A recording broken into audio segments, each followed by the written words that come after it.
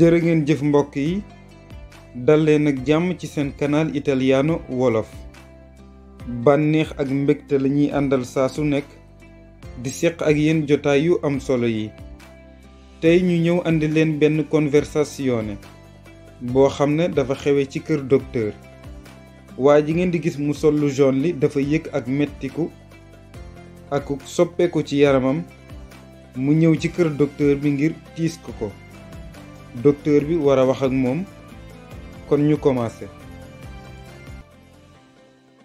waa ji nga xamante ne moo yëg ak mettit ci yaramam mi ngi tudd Pinco Pallino docteur bi mi ngi tudd docteur Fallu. Pinco Pallino mooy wax buongiorno dottore buongiorno dottore salaamaaleykum docteur. Buongiorno buongiorno maaleykum salaam. Sono il signor Pinco Pallino. Lei è il dottor Fallu? Sono il signor Pinco Pallino. Lei è il dottor Fallu? Man la Pinco Pallino. Yow yaay docteur Fallu? Sì, piacere. Sono il dottor Fallu. Sì, piacere. Sono il dottor Fallu. Ravi de vous reconnaître. Man la docteur Fallu.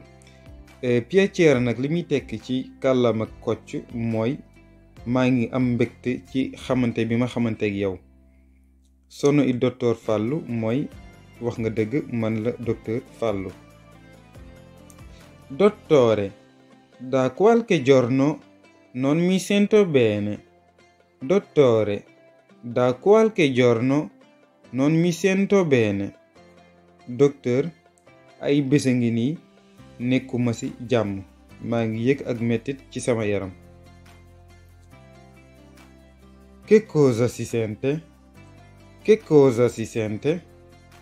Lan ngay yëg? Ho male di testa, male di gola e tosse. Ho male di testa, male di gola e tosse. Mettitu bopp, mettitu put, teg ci di sëqat. Male di testa li muy tekki mooy mettitu bopp. Male di gola li muy tekki mooy mettitu put. Tosse li muy tekki mooy sëqat. Ha anche la febbre? Ha anche la febbre? Ndax danga sibiru? Sì, ho 37,8. Ieri sera ho vomitato. Sì, ho 37,8. Ieri sera ho vomitato. Waaw, sama tàngaayu yaram 37,8 degré la. Biig su guddi sax woccu naa. Baatu vomitato li muy tekki mooy woccu. Ora la visito. Ora la visito. Léegi dama lay defal visite. Dopo la visita. Dopo la visita. Gannaaw bi mu ko defee visite ba noppi ñu xool résultat yi. E allora, dottore, che cosa ho? E allora, dottore, che cosa ho? Léegi nag lan mooy sama tawat? Niente di grave. Ha l'influenza? Lei fuma? Niente di grave. Ha l'influenza? Lei fuma? Garaawul noonu sax danga soj rekk. waaye yow sax xanaa da ngay tux. baatu influenza li muy tekki mooy soj. fuuma lay fuuma da ko laaj ndax da ngay tux. boo bëggee laaj ndax nit da ngay tux danga ko naan lay fuuma. Sì, molto. Sì, molto. mu ne ko waaw lu bari sax. Allora, deve smettere perché il fumo fa male.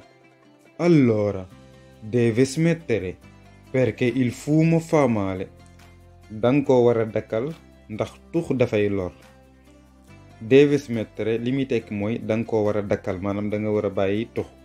Perché fumo fa male loolu li muy tekki mooy parce que tux dafay lor. kon lii lañ leen indiloon tey mu nekk seen première partie ci conversazione dal medico.